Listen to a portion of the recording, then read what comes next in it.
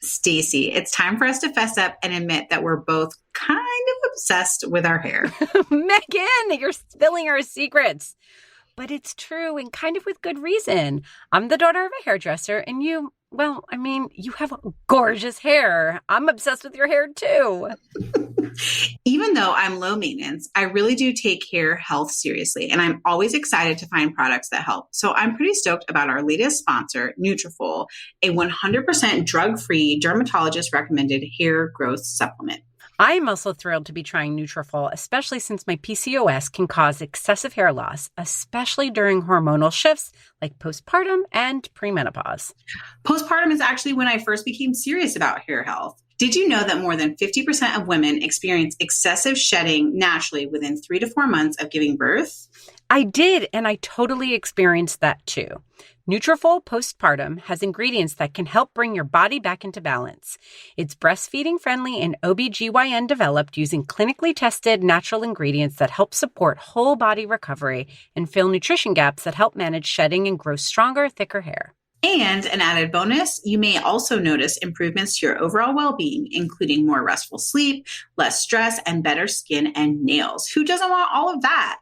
I wish that I'd had Nutrafol when I was postpartum, but I'm thankful to try Nutrafol Woman. Hear, hear. Wherever you are in your motherhood journey, there's a Nutrafol for you. Join us, support the show, and grow stronger, healthier hair by going to Nutrafol.com and using the promo code DIJFY to save $15 off your first month subscription. This is their best offer anywhere, and it's only available to U.S. customers for a limited time. Plus, free shipping on every order. Get $15 off at Nutrafol.com, spelled Nutrafol.com. Promo code DIJFY, short for Didn't I Just Feed You?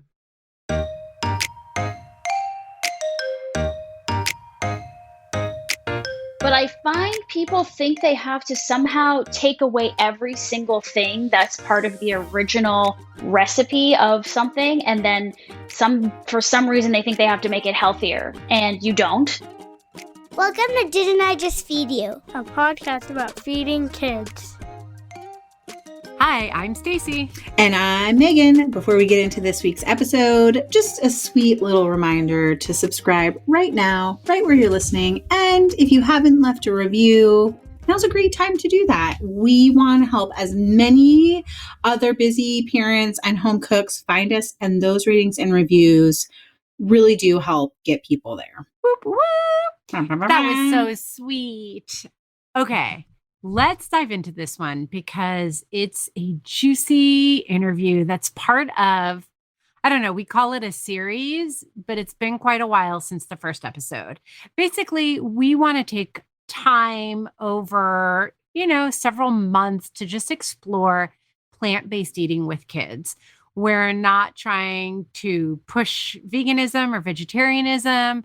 We're not trying to say if it's good or bad. We just know that there are a lot of people who are plant-based curious and that it can feel trickier when you're also feeding kids. Yes. And can I just add that we know we have several loyal listeners who are either vegetarian by choice or they eat dairy-free because they have a kiddo with an allergy. And we love that plant-based cooking and eating allows us to speak to them directly because all the omnivores in our listeners community, they get all the meatball episodes and the chicken episodes. So many. And we got to deliver a little bit of something for everyone as much as we can. So I think of our first episode in the series being the one that we did with Dr. Reshma Shah and Brenda Davis about going vegan with kids. And in that conversation, we really talked about, is it safe? Because that seems to be a really big question. Even for people who eat vegan or vegetarian themselves, they have kids and they have questions about whether or not it's safe to eliminate animal protein when their kids are changing, growing, etc. Yeah. And maybe not safe, but maybe like nutritionally sound. Like, is my kid going to get everything they need eating a vegan or vegetarian diet, right? Right. We also did a great episode with Queer Brown Vegan. His name is Isaiah. And that was an Earth Day episode, but I actually feel like that fits this series too. Yes. Yes. No, that was intentional because it was really about like asking the second question of like, is eating vegan or vegetarian impactful in a positive way environmentally, right? So that's a like first question that comes up is it nutritionally sound for my kids? Second question that comes up is like, is that actually better for the environment, or can I just eat sustainably raised beef? Which I don't know if we really answered that question, but we did get a different perspective on it. And then this one is the one is I'm the excited third for. question, which is like, the one I'm how do excited you about. make vegan food actually taste delicious? Which makes it sound like shade. Well, that's what I was going to say. I was way. going to stop there because I know that's a title. We both agreed on it. It's been our shorthand about this episode. But I do want to pause and just acknowledge that saying, can you make vegan food actually taste delicious, sets an omnivore diet as the baseline for deliciousness. And I don't actually think that that's fair or accurate, but it's where we went. We're definitely coming from the assumption that a lot of people who are plant-based curious are omnivores. We know that's not entirely true. There are a lot of vegans and vegetarians who've been eating that way for a long time, but maybe have questions about how to implement that kind of diet with their kids. But I guess we are sort of coming from this default of if you're used to eating animal protein, right? So that includes cheese. Well, it's made from animal protein, right? So milk, dairy, cheese, meat. Then your palate is primed in a particular way, just like with any pattern of eating, right? Mm-hmm. It can be tricky. You and I have made jokes that, and even Lauren, our guest today, said the same thing, that you get a vegan influencer who's like, oh my God, this is so delicious. It tastes just like cheese. And you try it and you're like, yeah, you obviously haven't had cheese in years because it does not taste just like cheese. Yeah. It's good, but so I think that's what we wanted to tackle today with our guest, Lauren, right? Right. And also from a chef's perspective, what are some cooking techniques that make vegetables taste great, which is helpful even if you're just a parent who's like trying to expose your kids to more plant-based food. You're not necessarily going to go all in on vegetarianism or veganism, but you want to eat better tasting vegetables. I think Lauren also really does a good job of speaking to that. So without further ado, we've said her name several times now. It's the big reveal. Lauren Toyota is the author of the best-selling cookbook, Vegan Comfort Classics, 101 Recipes to Feed Your Face, and her brand new book, Hot for Food All Day. She's been named one of Canada's most influential vegans, and she's appeared on many national television programs, sharing her expertise for making vegan food fast and fun. And I actually know Lauren from her YouTube channel, which has been around forever, and her site. It's called Hot for Food. She has amassed millions of views and devoted fans. And honestly, if you go and watch her, you'll totally understand why. Lauren understands just delicious food, period, and just happens to be cooking with all plant-based ingredients. So without further ado, welcome, Lauren. Okay, Lauren, when we hear from parents who are vegan curious, but scared to jump in, we hear two things most commonly. One is that they just don't know what ingredients to use. And the other is that they don't know how to use the ingredients to make vegan food, quote unquote, delicious. So I kind of want to just start there. When we're talking about making vegan food delicious, do you think that this requires a shift in our expectations and in our palates? No, not at all. I actually don't think it does, but there is, a bit of laying the groundwork that needs to be done, perhaps maybe to get to the level where you feel like everything is very similar. But for me personally, obviously somebody with my experience, it has always been my goal and my mission to meet people's expectations on just what is delicious food that just happens to be plant-based or vegan, right? So you shouldn't be tasting something and think, well, you just told me this is a cake, but it's not a cake and it's Right. dry, or like, why is there almond flour instead of just regular flour? Almond flour can be great, don't get me wrong, but I find people think they have to somehow take away every single thing that's part of the original recipe of something, and then for some reason they think they have to make it healthier, and you don't. Yes. We love that. Yeah, so that's like my main point of like what I do with Hot for Food, is so that I can meet you where you're at, which is you're used to eating cheesy pasta bakes and, creamy fatty ranch salad dressing with chicken. So it's like, what can I do that is going to make you feel the same, satisfied, like nostalgia wise, mouthfeel wise, and satiated is the key word there, I think, and that comes from a combination of things like fat and salt and sweetness and that stuff. Yeah, we want to ask about that, right? Because we talk about that with our listeners, that idea that to make something feel satiating, you need a little bit of salt and a little bit of acid and fat and heat. And the thing that we get asked about a lot is fat, because I think a lot of people assume that vegan or plant-based food has less fat. Is that a misconception also? And what can we use to bring that element into vegan cooking?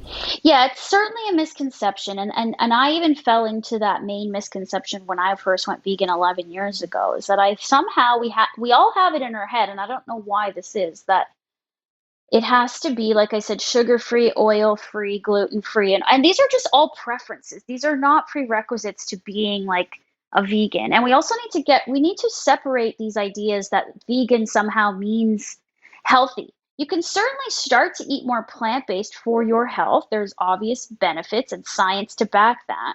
But you don't have to go all the way to the other end of the spectrum and feel like you've now eliminated all your options and all the fun stuff that food brings to our lives, because then you're depriving yourself and you're bordering on, you're now in a diet. You're on a diet, and veganism is not a diet. Veganism is a lifestyle choice. And I think that's becoming even more important and vital as we discuss the health of the world. The health of the planet is dependent on us eating more plant-based. So it's not just about your body or getting a six-pack or any of these things. None of that is guaranteed when you go vegan.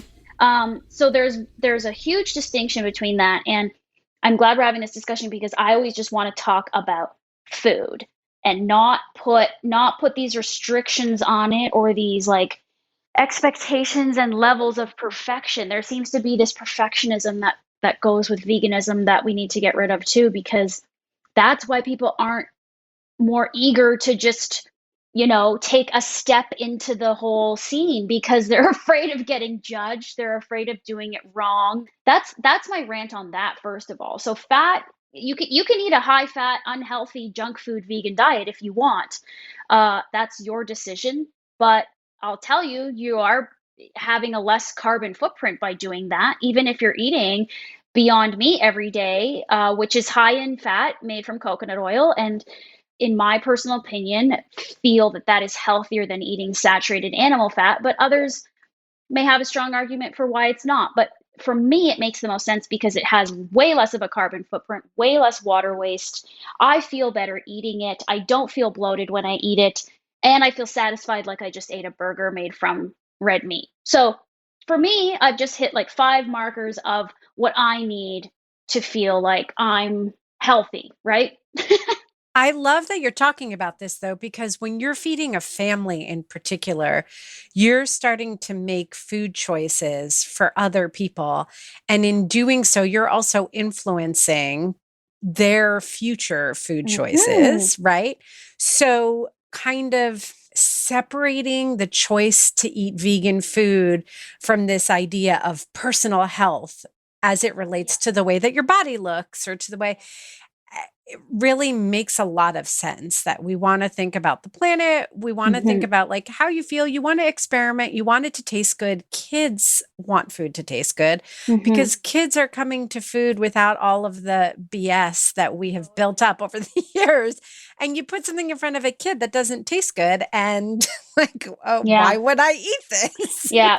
That makes no sense. But you have the choice to feed your child like a hot dog or like a plant-based chicken nugget that tastes exactly the same as a regular chicken nugget. And if they've never eaten a chicken nugget, then why would they even know the difference?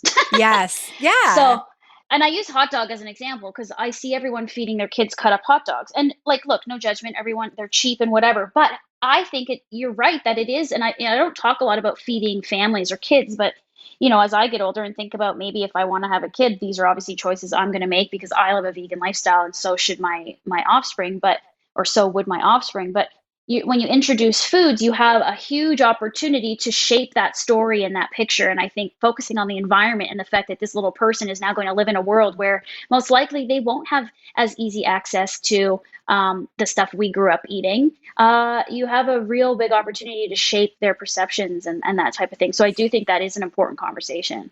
And also back to this idea of delicious, to shape their palates so Yeah. that they have a Yeah. more expansive view of what to eat, that even if they decide they don't want to be vegan, Yeah. just accepting vegan foods and maybe eating vegan sometimes or through some seasons of life and not others still has a positive impact on the planet. It just becomes part of the language of food for them. Mm-hmm. Yeah. Well, back to your fat question Yes. too. Yes, I know. I want like the brass tacks also because we are like cheese lovers. We talk about cheese probably too much on the podcast. So like having real, like your favorite substitute for cheese or butter or some of those like satiating animal fat flavors would be awesome. Well, I am a huge fan of vegan butter, and there's lots of vegan butter sticks now available on the market, made from various ingredients, primarily blends of vegetable oils. The only one that's pretty unique on the market right now is the Miyoko's cultured vegan butter, which is coconut oil and cashews. And it is, because of the cultured aspect of it, has that fermented quality of butter, that aged quality, and it's really tasty. I love using it in baking, that one in particular, because then that taste really comes through. I love using it for buttercream frosting. It's so good for that. I think with the added texture of a cashew, which you don't know there's cashews in it, but the fact that it's blended in there gives the buttercream frosting for like, birthday cakes and cupcakes, this extra yummy taste. But I'll just use like a cheaper version of vegan butter, like from Country Crock. They have vegan butter sticks. I use that all the time on toast or sandwiches or whatever, and on vegetables. So I feel like the vegan butter is an easy one where you're not, I know there are people who are like butter purists, but if you're looking to do what you do with butter, you can do it with these plant-based butter sticks. They're one-to-one substitutes. They're great. So that's an easy swap. Even vegan mayonnaise. I mean, I never ate mayonnaise as a non-vegan because I thought it was gross with eggs and stuff in it. But like to me, a vegan mayonnaise is so clean. It's just clean sunflower oil usually, or safflower oil, apple cider vinegar, mustard seasoning, salt. And like I eat it all the time now. I mix it into dips with vegan sour cream or cashew cream. I put it on my BLT sandwiches. Like I use it for everything all the time. It's like one of my favorite sort of condiments. So again, an easy swap. Instead of going and buying the jar of regular mayonnaise, you can buy a big jar of vegan mayonnaise and have that in the fridge. And then when it comes to cheese, of course, like, I was very addicted to cheese, just like everybody. And I thought it would be the thing that would prevent me from going vegan for years. And it just takes some getting used to. I mean, when I went vegan, there wasn't any great vegan cheeses at the grocery store. There just was nothing. And that's why I started kind of making my own cheese sauces and cream sauces and things out of not just cashews, but like I have a nacho cheese that's just like that orange, like, pump cheese you get at the movie theater. And it has, I love that. yeah, and it's like one of my most popular recipes, and it's so good because there is actually no nuts in it. So it's actually low in fat, and it's made from just potatoes and carrots and seasoning. So it's vegetable based, which sounds crazy. And you're like, there's no way that tastes like cheese, but like ask anyone I've given it to and they're like addicted to it. And it's a very easy recipe with like inexpensive ingredients. You can look it up. It's Hot for Food nacho cheese. It'll be on Google. Yes, we'll link to it in the show notes too. I'm for searching anyone. right now. Yeah, it'll convert people, this recipe. And so, but now, in 2021, you go to a grocery store, not just a Whole Foods, but I'm just going to use Whole Foods as an example because it's across the street from me. Like the whole section of vegan products is arguably almost the same size as where all the regular dairy is. And there's just so many good things. And like these aren't unhealthy products. Like some of them are like just fat. They're nutritionally void, but like cheese is nutritionally void. I got really excited when you said you put the vegan mayonnaise on your BLT because I want to know what your favorite bacon alternative is for a BLT. Yeah. We're like in peak tomato season, and that I could eat that every day. So what do you use as a bacon sub? That's funny you say that because I've been eating every day tartine bakery sourdough, vegan mayonnaise, fresh garden tomatoes, salt and pepper. That's all I've been eating for breakfast, lunch, and sometimes dinner. Yeah, it's the Um, best. But if I want to make that into a BLT, yes, my preferred bacon, and I have actually about 6 or 7 versions of vegan bacon in my first cookbook. You can find some of the recipes on the blog too. But it's just one marinade that you can then put anything into, like flaked coconut for coconut bacon, like sort of chips, which are great on salads. My favorite one for sandwiches is just thinly sliced firm tofu that you marinate in Ooh. this smoky marinade, and then you bake it, and it can just stay in the fridge for a while, and you just have these slices ready to go. And I like it because tofu can be the worst thing if you don't know how to prepare it, but it's actually Yes. one of my favorite ingredients, and I use it as much as possible just because I love the texture of it, especially because it comes in various textures, so it's very has multi-use purposes. But a firm or a medium firm that you bake into crispy thin pieces, like that to me is my favorite chewy style bacon. You can also do mushroom bacon. Like if you can get big slices of portobellos or even do shiitake slices, you can make that into bacon.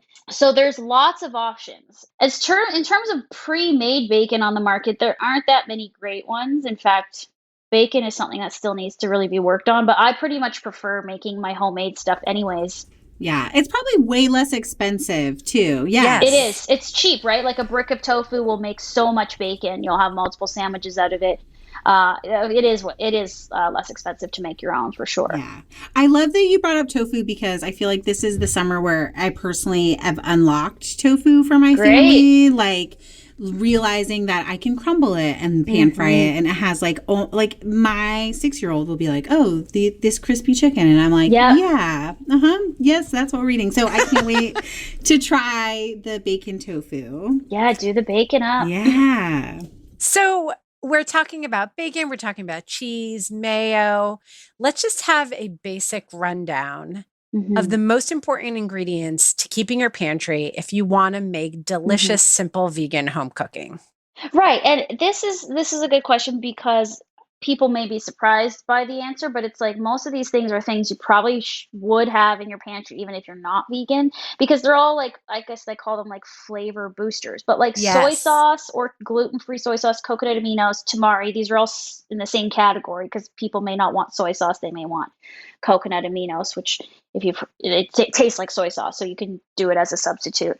So soy sauce is like a must-have. You must have a large jar in the cupboard or in the fridge because it's going to be handy for your bacon marinade, but also like any sauce, all kinds of stir-fry sauces. It's obviously like umami and sodium, but it's like got this deep flavor. So anything like that is like a must-have because you're always trying to layer and build flavors onto these like sort of bland things like tofu or tempeh Yes, that do yeah. need sauces and marinades. So soy sauce is one. I mean, a nut butter or multiple nut butters, peanut butter, or if you can't have peanut butter, almond butter, sunflower butter. Again, this is a fat component too, so you can add healthy fats from nut butters into sauces and dressings without using just like oil.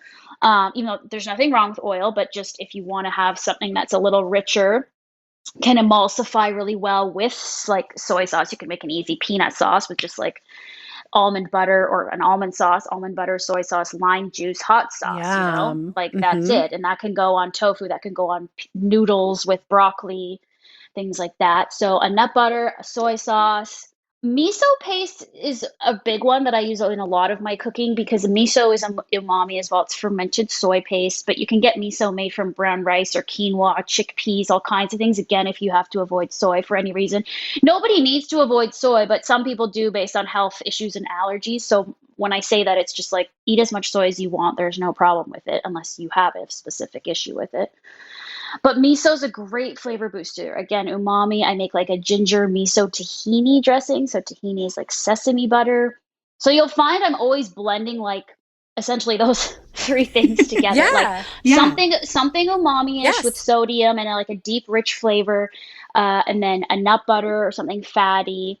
I mean, lemons and limes everyone has those. I use a lot of fresh citrus in a lot of cooking. It always sort of is a thing you add at the end. It just brightens your food. It brightens that flavor. It balances things out because you're adding acidity. So going back to that sort of trifecta or that like quadrant of salt, fat, acid, heat, like always keep that in mind. That is absolutely true. And it will definitely level up your cooking in terms of just like if you're like, what is this missing? This isn't as tasty as it could be. Like, have you accomplished one of those, all those categories in one? A maple syrup. Again, maple syrup is like the sweetener of choice I usually use in cooking, especially savory cooking or in any sauces. I don't just use it as syrup. It usually gets mixed into a lot of things. So far, everything I've mentioned, maybe other than miso paste, is stuff people will probably already have. I was going to say, you're not listing a bunch of vegan products. I mean, we do talk about mayo, and I'm sure you have like vegan chocolate chips on hand. Yes. But like this is mostly just ingredients that all cooks use to build flavor. Yes. And another one, and I kind of put these flavor boosters in their own category of their own, but like things like bouillon cubes. So you can get like onion, mushroom, vegetable. You can also now get chicken flavored or beef flavored, but they are vegetable based. And so I use that a lot in my soup bases, in my pasta sauce bases, in a lot of different things, because it gives you all those like herbs and spices combined that mimic what you think chicken tastes like, which really just comes from the seasoning anyways. Yeah. So those are important. They come in cube form or paste form or powder form. All of them are great. So I like having those on hand all the time because, in a lot of cases too, if you're making a grain, you don't just have to boil it in water. You can boil it in water with a cube, and then you've got something that's tastier. And then like curry paste. So there's a lot of vegan friendly, just like green and red curry paste. And again, you can make curry with coconut milk, easy with vegetables and tofu, or you can also use them in other sauces or dressings. Again, you're adding spice, heat, these layers of flavor. You always want to think almost about like flavor, work backwards. Like, what do you like eating? If you like eating roast beef, well, what do you season roast beef with? Like rosemary, ground pepper, Worcestershire. So you can use all those things to then flavor something else, whether that be like a braised cauliflower like head or cabbage or broccoli or Brussels sprouts. Like people are afraid to put things on their vegetables for some reason, but you can really season them up. You can char them, you can grill them, you can roast them, you can baste them. So you can do a lot, and just infuse a lot of flavor into your food. And that's what is really going to make the difference. I love this conversation so much because I feel like, Megan, it's not that different than what we say when we're talking about, conventional or animal-based protein cooking, because chicken, I might think chicken is delicious, but really it's about how you cook the chicken. It's about like what kind of heat you put on it and then the flavors that you layer on top. And it's the same thing, but we're talking about using vegetables and plant-based proteins instead. Yeah, it is the same. And I think that's where, going back to kind of the beginning of our conversation, we miss the mark. We think we have to do everything 100% differently because we're vegan now, but you actually don't. You can actually do a lot of the same things you already do, but just making a couple swaps to either that main protein or, like I said, things like mayonnaise or butter that you can just swap in and out of let's say you have like your grandma's recipe for something, you can just swap out the butter for vegan butter. It's really not reinventing the wheel. It probably is just getting used to making those swaps and just like, brushing up on your techniques. Yes. Okay. So talk to us about techniques. Like, are there some basic techniques that you always return to? It sounds like marinating is a big one. Blend. You were talking about your lemon tahini miso sauce. Yeah, blending is actually, again, something very simple, but I think we forget to do it. Like I use my blender multiple times a day because, again, I like making my sauces from scratch because it's cheaper. I know what's in them. And mainly it's cheaper. If you're buying bottled dressings and stuff like that, you're wasting a lot of money. And then you can customize. So I'm a big blender. I think people who follow me on my channel know that, like I say, my Vitamix, my blender is my favorite tool, and it's so versatile. And Sometimes when often actually when you blend things, you're just getting a better texture. So sure, you could shake together the dressing in a jar, but sometimes when you blend something like a nut butter, again, emulsification with acid and whatnot, it actually comes out much better because you've blended it with that power. We had a great conversation with Tess, the blender girl, and I Oh think yeah, it's I a love good her. moment to refer back to that episode because it was amazing talking to her because we went in, both Megan and I are professional cooks. We're like, we know how to use a blender. And she talked about it on a whole other level, but Oh, having that's to do with how so. you create totally different flavors using your blender. Yes, you do, right? Because you take something like I don't know, something I just did recently, like roasted peppers. Like a roasted red pepper tastes one way when it's sort of whole or out of the jar or out of your oven, and it tastes entirely different, and it can change things when you blend them with other things like tomato paste and olive oil and stuff like that. So yeah, I love Tess. She's amazing. She knows everything about the blender, but it's true. And you can blend whole nuts into sauces, and that's a big vegan thing. And you can do that all the way from the thinnest texture of a milk. You can make your own nut milks, which truthfully I don't do, but you can do that.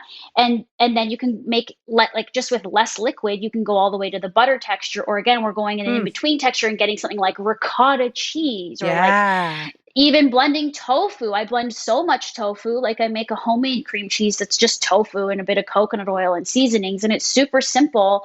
And it requires a blender, but like you really transform that tofu and you would never know it's tofu. Oh, that's awesome. I want to try that. It's delicious. If y'all have been listening for a while, you know that both of our families love pickles, like big time. So, of course, we jumped at the chance to work with Grillo's Pickles, and oh boy, have we made everyone happy. Grillo's is going to make you happy too. We've been fans since long before they became a sponsor, and we're telling you, these are the best pickles we've ever had. In fact, they are perfect for packing in your kid's lunchbox, make a fantastic healthy after-school snack, and they're my favorite way to top my famous fried chicken sandwich. Made with a 100-year-old secret family recipe, Grillo's uses only all-natural, high-quality, garden-fresh ingredients to deliver crunchy, tangy flavor with zero artificial preservatives or colors. And all of their pickle varieties are made cold, shipped cold, and sold cold, which gives their products a distinct crunch and bold flavor. Grillo's pickles come in original dill, hot, and bread and butter flavors, and a cut for every occasion with holes, spears, halves, chips, and thin sliced sandwich makers. And their latest product, Pickle de Gallo, is a pickle-based salsa that's amazing on a chip or as a topping for burgers and dogs. We are completely obsessed with this stuff. No, seriously, obsessed. All you have to do to get your hands on this goodness is head to the refrigerated section of your local supermarket, including Whole Foods, Target, Kroger, Safeway, and Publix. Go to grillos.com/DIJFY to grab your exclusive coupon for $1.50 off your Grillos purchase. That's about 25% off most of their products. And also find a store locator. Now, I got really excited because you said this thing about like people forget that they can season their vegetables. Yeah. And then talking about like braising cauliflower, braising cabbage. I want to know, do you feel like you're embracing new technology and doing things like air frying your tofu bacon or like to get more crispy textures in there? I have just started using an air fryer. I'm a little late to the party. I think an air fryer is a wonderful tool as well. I'm glad you mentioned it because I actually feel like my audience was like, well, what about the air fryer? Can I put that in the air fryer? And I was like, I don't know. I don't have an air fryer. But now that I have one, I do see you can put anything in there. It takes way less time. And something like the tofu bacon would be a wonderful thing to put in your air fryer. It would take less time, truthfully, and probably half the time is my guess. I've honestly just been putting straight up plain cubed tofu. I haven't even been seasoning it, putting it in my air fryer because it takes 10 minutes to get it crispy like I deep fried it. And then I just put that on like one of my favorite go-to meals right now is just like a rice noodle bowl with like a spicy hoisin sauce with lime juice. Yum. It's really easy, but just to put that crispy tofu on top elevates it. and it doesn't necessarily need seasoning because I'm putting a nice sauce on this salad bowl. So it's got like cool rice noodles and then like chopped lettuce and mint and basil and carrots and then like pickled cucumber and like the tofu just without any salt. I don't know. It's like so easy. But like in that case, I feel like for me, it doesn't need a bunch of seasoning, but you could certainly do a dry rub, throw it in the air fryer, and it's just so fast. So I think air fryers are really good too for families because they're big, they can hold a lot of food. Sometimes you can do multiple things at once in them. So a lot of my recipes can just be done in the air fryer. And people who have more experience with air fryers probably already know, like, just watch the food, like make sure you don't overcook it. And I think that this also speaks to this layering of flavors, this idea that you can take tofu that's just giving you texture life because it's so crispy and delicious because you did it in the air fryer. And if you've seasoned everything else, you're layering. You talked about pickled vegetables. You talked about a spicy hoisin sauce. The fresh herbs, like you've got it. So, going back to the idea of techniques, you're blending, you're making sauces, you're marinating, you're layering flavor, you're thinking about texture, which again is just back to basics. Back to basics. Yeah. And I think we always want things to be fast. So we cut corners in our own kitchens, right? I come from this place where, to me, what I just described to you is easy. I get that may not come naturally to everybody right away, but if you can start breaking down your meals like that in those layers and thinking about how you're building flavor and texture, then you should end up with something really delicious and edible, and maybe slightly unique from what you're used to. So it's really, expanding that idea. And I do wonder if people are curious about eating more vegan food, if it might help. This is not everybody's favorite suggestion, but doing some meal prep, because having crunchy pickled red onion on hand already, having a few sauces that you already prepped that are waiting in your fridge for the week, that makes it a lot easier in the moment than having to create those layers every single night, especially if you haven't, flexed that muscle yet. I think that would be really helpful to people for whom this is new. 100%. And I think you defined meal prep in the best way, and it's the way I look at it, because if you go through my 2 books, you'll find there's so many mix and match sauces and techniques for different dishes. You don't just have to do that one technique for that one recipe, but you can air fry that tofu, like I said, put it away for the week and still have it. Some people think meal prep means like prepping everything, like making sure all your carrots are shredded in advance. And like, you don't need to do that. It's just having to have a few sauces on hand, like you said, maybe a couple pickled things and like 2 cooked grains on hand. Like, that's all you need. The rest you can just add in as you go. And that doesn't take much time, right? Like chopping some vegetables or grating some vegetables or whatever. So for me, it's actually the sauces are really important. If you can just make a couple of my sauces and have those ready to go, then you can add them to anything, whether it's pasta, grain bowl, or whatever. Yeah. We've talked about the concept of nextovers too, which is sort of like you fold that prep into your weekly meal. So one night when you're making crispy tofu for something else, you just do a double batch. So then you have crispy tofu for another night. And then the following night you make something that requires a sauce. And then that happens to go with the crispy tofu from another night. So I think people can get easily overwhelmed by the idea that they have to make one sauce every night, but they could be making one sauce that lasts them all week, or they're making 2 sauces a week that season everything. For sure. That is a concept I've infused into my latest cookbook. And I like you use the word nextovers. I hadn't heard that, but I call it level up your leftovers. So I actually show people how to take, let's say you make, like one example in the book is you make tortilla soup. So it's a vegetable-based tortilla soup with shredded jackfruit. But you can actually, and here comes back to this technique, you can take some of the soup, like 2 cups of it, and blend it, like all the chunks and everything, and you just add a couple other things, and then it makes an enchilada sauce. So that's so smart.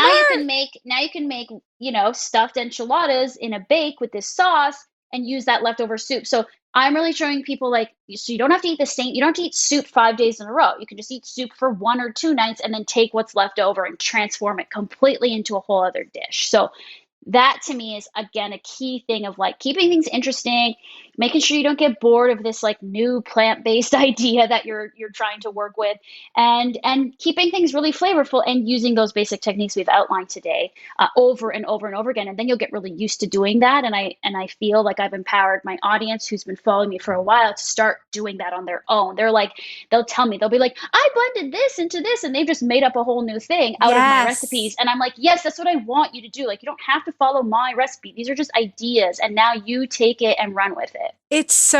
I love that so much, because I feel like when you really try to empower people to cook at home and be adventurous and like get their sea legs, so to speak, in the kitchen, you do end up asking them to do some things repeatedly. You know, you're going to make this soup a couple of times, you're going to turn it into enchilada sauce, and people will be like, oh, but I get bored. But also, if you're just flying by the seat of your pants, you're probably going to get bored too and make the same things over and over. That's kind of what we do when we're busy and trying to feed our families. But if you do it in this way where you're following some directions, you know that it's going to work out, 3, 4, 5 times in, you're going to know how to do it yourself. You're going to start to get ideas and inspiration. That's when it hits. It's really about making habits. Yes. And just being willing to like go along, same thing with meal planning. Oh, but I'm going to get bored. Just do it for a couple of weeks. Because once you see that it works, you're going to start to be inspired and you're going to be able to riff. And that's when it gets more interesting. 100%. And it is that mental exercise or that mental reprogramming that's really what this ask to eat more plant-based is about, because everything we do with food is so habitual, right? It's habits. It's all just habits. So totally. You just have to form some new ones. It only takes 2 weeks, 2 to 3 weeks. Okay. So Lauren, before you go, I have to ask, okay, because I love tofu also, maybe not quite as much as Megan, but I'm going to get there because I do like it. But I need to talk for just one quick minute about the other plant-based proteins, because sometimes I get nervous about using them. Megan mentioned recently on an episode TVP. Yes. Textured vegetable protein. But can you just quickly, like seitan, all just run us through them and what are they good for, and help me not be scared. Yeah. Well, so TVP is like the original like vegan mock meat, I guess, other than tofu, because TVP, like, it comes dried. It can either be in like strips, chunks, or like crumbles, and like definitely doesn't necessarily look appealing when you're used to eating meat. But it does have a great texture. You're getting that chewy mouth feel. It requires seasoning for sure. So you have to get used to, again, giving it a marinade, soaking it in broth, doing this whole thing, and then like either pan frying it to get it crispy, or roasting it, or again, air fryer. So kind of going back to those same ideas. I don't use a ton of TVP, to be honest. I actually use Soy Curls, which are similar, but they're just pure dried soy, and they're so much like meat. Like, I make a chicken shawarma out of them. I make never even heard of Soy Curls. I know. Okay, well, look them up. They're by a brand called Butler's, again, like an older brand that's been making these for years, kind of like a old school vegan secret. Butler's Soy Curls. They're like a name brand. I order them online. Probably easier to order online than like searching at like your local store for them, because they're not in every store for sure. But they are just like larger chunks dried out. They do look like dried chicken or something like that. But I'm looking at them now. They look seriously like shredded chicken, like 100%.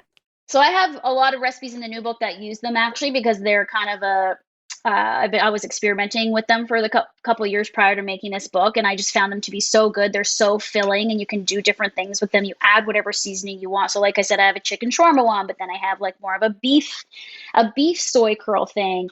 And so it can take on many different forms. So Soy Curls is a good one. Seitan, yes, seitan you're starting to see now. You can actually buy it in stores. So if you go to where the tofu is sold, you'll see brands like, oh shoot, the name is escaping me. Upton's, yes. Upton's, and there's a couple other brands. They have like pre-made and seasoned seitan chunks or strips. And so again, people who are celiac can't eat this. Seitan is pure wheat gluten. So it's the gluten separated from the starch. and the fiber, and the gluten is very high in protein. So if you're trying to not eat gluten or you can't eat gluten, that one's not going to be an option for you. But the soy curls are fine. The tofu is fine. Tempeh is another great sort of whole food. It's just fermented soybeans. And again, some tempeh can be mixed with other grains like brown rice or buckwheat and whatnot. And it's fermented, so it's got the probiotic formulas and stuff. It's good for your gut. Tempeh is an interesting one. Not everybody loves it, but again, it comes down to preparation, really, and the brand of tempeh you're buying. They're not all the same. So I happen to like actually the Light Life tempeh, which you'll find everywhere now. And it has a funny texture, tempeh. Like, is it meant to be crumbled? Again, I make tempeh bacon, so I do strips, thin strips. Okay. I do tempeh bacon crumbles as well, if you want more like a bacon bit. So yes, you can crumble it. I've even done like more of like a taco style seasoning on the crumbles for tacos or burritos. And if you crumble it, it's actually a little more palatable, because you'll find if you've ever ordered tempeh, like say in a restaurant, I'm actually quite disappointed with the way they serve it in restaurants, because they just bring out these big chunks and you're like, this is not appetizing, especially if it doesn't have totally. Yeah, especially if it doesn't have enough sauce on it. You're like, well, this is gross. Yeah. So yeah, you start by crumbling it and then really just seasoning it and getting that marinade baked in there, and you'll just find, oh, it's a chewy, yummy, crunchy, chewy thing. Like, it doesn't matter what it is. Yes, totally. And to go back to seitan, it's a good one too for like deli meat. So if I love eating like tofurkey slices, I actually like, so tofurkey is an old school brand too, but they make great deli meat. Like, they've improved their recipe like so much since back in the day. So I eat their deli meat on sandwiches with just like lettuce and mustard, mayonnaise, pickles, sauerkraut, tomato. I love that. But yeah, you can make homemade seitan. So I have a really good staple seitan recipe in my first cookbook, Vegan Comfort Classics, and it makes just this big loaf that you can use for multiple recipes. You can thinly shave it on a mandolin and make like a Greek style kind of donair sandwich or whatever, or like a gyro sandwich, I should say. And then I make a Philly cheesesteak with it. I've seen people, cut it into chunks and put it on pizza like a sausage. So seitan can be really versatile, and again, it is one of the more like old school vegan meat substitutes. And what else did we not cover? I mean, then you can, now there's tons of products on the market that truthfully are very, very good. They're getting so good that they're becoming, very comparable to meat in terms of texture, nutritional profile, and all of that. So, well, actually better nutritional profile, because it doesn't always have the saturated animal fat. And then, always things like whole grains can be great, just regular whole grains, quinoa, soba noodles, which are buckwheat noodles, brown rice. I'm missing a ton. I like amaranth. I've been eating amaranth recently. And legumes. Don't forget about, lentils are incredibly versatile. You can make like a tomato meaty sauce with lentils. Yeah, I like lentils over all the other beans personally, but just because they're easy to digest, they cook so quickly. I have a lentil wrap in my new book that's got, again, a spicy sort of tahini dressing and cabbage, and it's just a really tasty wrap. And you might not think to put lentils in a wrap, but I cook them with red pepper and onion and garlic and season them with a couple spices, and then it's just this nice filling. Yum. I mean, it almost reminds me of a sloppy Joe-ish. I'm sure it has a different flavor profile, but just in terms of texture and making that switch, which I think is the big thing for everybody, comparing it to something, having a point of reference so that it feels familiar, especially if you're feeding kids. So, maybe use lentils in sloppy joes, and then you can eventually move the kids towards having lentils in a wrap, because now they're used to having lentils in sandwiches. Totally. That's a really good point. And that is why I do try to make and call the recipe what it is I'm setting your expectation to be, right? Because if I say this is sloppy Joe mix, then it better taste like sloppy Joe mix. But it has lentils in it, and that still accomplishes that textural thing. Yep, totally. Yeah. Okay, I have a burning question that'll take us out. our audience introduced you to us. Like, they love your YouTube channel. And so everyone was asking you to come on the show.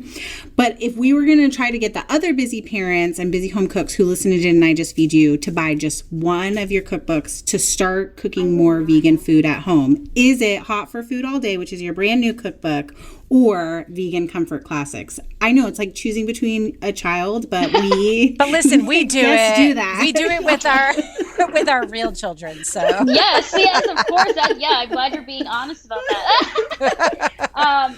No, it would. Well, thank you for everybody for requesting me to come on the show. I love that, and I'm happy to be here. And I would say it's Hot for Food All Day. It's the new book, and that's only because I almost did a backwards thing. I actually started thinking a little bit more about, okay, what are my actual easy go-tos that I make that for some reason I don't think are worthy of being published on the blog, but actually these are the things people want to be making it because of the ease and the prep. And then this idea of leveling up the leftovers is a huge sort of thread throughout the book. And I think that that's going to be helpful for people who listen to your podcast, who do have the families. A lot of things can be made in advance and frozen, made in advance, and then transformed into other things. The recipes are honestly just easier in this book. I wanted to come out with a bang with that first one because what I had been doing on my YouTube channel was recreating all these nostalgic comfort foods. They require a little bit more work, and they were meant to be really impressive and show-stopping. And so those recipes have a little bit more labor involved, whereas I deliberately made the new book a little bit easier and just more accessible everyday style cooking. So I would definitely check that one out. Awesome. We love that. Cannot wait to get our hands on it. Thank you. Thank you so much for joining us today. It was awesome. Thanks for having me. I loved talking with Lauren, and spoiler alert, we cut part of our interview with her to bring into a mini episode exclusive to our supporting member community. I'm so excited for that episode. Lauren says something that is researched and sound, but that both Megan and I have opinions about, but different opinions. Very strong opinions. Different strong opinions. And so we were like, this is super interesting content. So we made a little mini about it. And if you want in on that, you can join our listener group. But anyway, I love this interview because, we started by saying cooking animal protein is the default here. But really what we learned, and what I think you and I know and hope that people really get, is that cooking, period, uses all the same basic techniques. You make things delicious by applying high heat, by salt, fat, acid. Yeah, that's it, right? Like, it's the same principles. It does feel like the biggest difference with vegan cooking is the fat. You have to use different fats, and learning how to use those fats effectively in your cooking, learning how to coax the most flavor out of them seems to be the biggest shift when you're doing plant-based cooking. But they're there. Those fats are out there. Yeah. My biggest takeaway was that there are lots of other vegan proteins that I haven't even tapped into. Like, all those alternative meats are really trendy the last couple of years, but there are classics like TVP and tempeh. I want soy tofu. curls. Yes. Super. Me too. And so that got me excited because I love to try new things and be like surprised by them and find other ways to feed my family that are not just like ground beef and pasta. Yeah. Have you cooked with jackfruit at all? I have, mostly like buying it canned. So then you can just kind of season it however you like. I've never bought it fresh and processed it. Have you? No, I haven't bought it fresh and processed it, but I have bought it canned before. I don't know. I really feel like a lot of this is a mental game too, because I doused it in barbecue sauce. It had a good texture. It had a barbecue sauce flavor, but there is something in my mind. There's an emotional piece where I'm like, but I know I'm not eating chicken. Yes. And that can just be okay. That can just live there. But I think there was a time when I didn't know how not to judge that. I know I'm not eating chicken, and therefore it's less satisfying. And I think that Isaac, my older one, is also like that.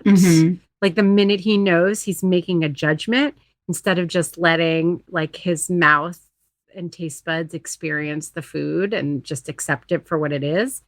I don't know. I do want to close out by pointing that out, that I do think that it takes a commitment to plant-based eating and kind of shifting your mental model a little bit, or your mindset rather. Yes. And we've talked about this a little bit in other episodes, that maybe if you're really trying to like incorporate half TVP or like half lentils in something where you would normally use ground beef, maybe that's like actually not the place to start, so that you don't turn your kids off of their favorite, like if it's sloppy joes, but instead get a little bit creative with either the format of how you're serving it. So like not making a jackfruit pulled barbecue chicken sandwich, and instead making it like a bowl. So you're already getting more plant foods in there, but then you're also not like ruining them for some of your go-to meat centric. That's so recipes. Interesting, because I was going to say the complete opposite. Oh, So really?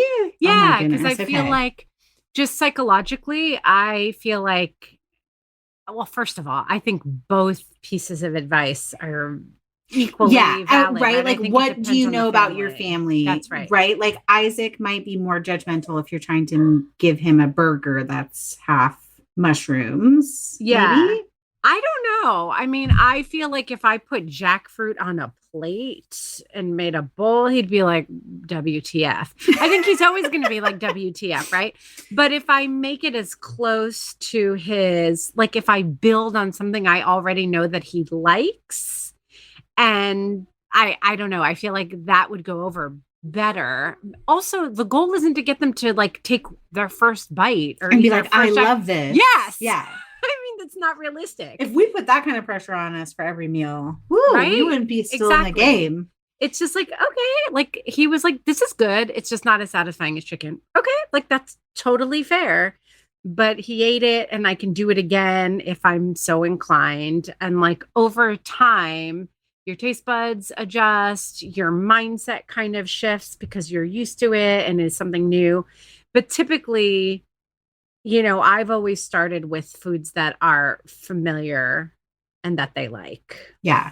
So I'm really interested. I wish we could do a poll right now, like live on the air, and see like how many people take the approach of, I'm going to try something completely different, or I'm going to try something that is familiar and comfortable and just adapt it to be vegan or vegetarian. I bet it depends on your kind of eater, like a more adventurous eater who just is reticent about plant-based eating, or if you have a kid who's picky or has sensory issues, it is typically suggested that you start with what they know, because there are fewer new inputs for them to process. And that can help it from being completely overwhelming. Like, wait, why is this in a bowl and in, you know, but like having that roll that they love, having that exact barbecue sauce that's their favorite, like only changing one variable. I'm just curious in general if people are going to be inspired after they listen to this episode to try things, because, and I'll have to share this on Instagram. Yeah. I'm going to try Lauren's vegan nacho cheese because she says it's a game changer. And that was the one moment where I loved everything she said. I was on board. And I'm still obviously on board, but I was like, you're like, we'll see. We'll see about that. Nacho cheese. I love the concept. I love how she approached it instead of going with the cashews, which is every vegan cook's home too. But we'll see. So you guys should definitely be following us on Instagram to find out how that goes. I'm going to try to pay Isaac to see if I can get his reaction on camera. As chief financial officer, didn't I just feed you funds to pay Isaac and Oliver to be taste testers? We'll on see. Instagram. We'll see. I think I can easily get Oliver. Isaac has definitely entered the phase of no putting me on camera. So he could be like not on camera. It could be an overhead shot where we see the cheese, but we hear his reaction. Yeah. I would be okay with that. I would find that acceptable. That's great. Okay. I'm going to tell him. One last, this is a surprise I'm throwing at you before we wrap up this episode. Wow. Okay. You're pulling a Billis. Our former guest, David Tamarkin, who we adore, had on Epicurious's Instagram a very controversial recipe this summer, and I feel like this is where we need to talk about it. What is it? I need to get my phone. I need to see right now. Bread steak. So instead of having a steak, you fry a really high quality piece of bread, and then you serve it as though it were a steak. Like cauliflower steaks have been popular. Eggplant roasts. My mom tried to serve us one Easter and was disastrous. Okay, I have big feelings. I'm ready for them. I just think that it actually works against getting everybody to experiment more with plant-based eating, if that's your intention, which I believe it is in his case. Yes. Actually, right? It is. Don't call it steak. Like, no. Don't. Like, it could be delicious. I firmly 100%. If it's from David, it's 100% delicious, right? Great. Freaking great. I'm all for it. I want more delicious, like hearty, interesting, creative vegan food. Like, I'm so down. Why are you calling it steak when it's bread? I can't get down with that. And I actually think it works against it. I mean, listen, he probably did it because he knew it would help make it go viral. We'll link to the Epicurious post about it. Wait, so tell me how you feel about it. I pretty much back you up 100% on that. I love bread. I also love steak. I love bread. I love fried bread. I love French toast. But if you tried to serve me a piece of fried bread as a steak, I would never come eat at your house again. 100%. I would be like it would be like Ron Swanson from Parks and Rec. All right, we're on the same page. Anyways, we'll link to it. And then I want to hear what everyone in our listeners community has to say. So be sure to join that community by visiting didn'tijustfeedyou.com/community. We offer a free listeners group and also a supporting membership that comes with lots of perks, like 2 exclusive mini episodes every month, live events, lifetime access to our private Instagram feed, and quarterly giveaways. I just want to reiterate very quickly that our community does have a whole free section. So if you guys were in our Facebook group or you wish that Facebook group was still happening, definitely visit us at didn'tijustfeedyou.com/community. There is still a place for you. It's not only a supporting membership. You can also find us on Instagram as Didn't I Just Feed You? You can subscribe to our newsletter from there as well, or from our site. And of course, don't forget to subscribe to Didn't I Just Feed You wherever you get your podcasts so you don't miss an episode. And an extra huge bonus thank you to our editor, Samantha Gatzik. Thanks for bleeping us out and all that, Sam. I'm Megan. And I'm Stacy. Stay sane and well-fed until next week. A lot of kids in my school say they don't like broccoli, but I don't agree with them. I think broccoli's really good, especially when it's roasted and it's nice and buttery. It tastes so good. I don't agree with my friends at all.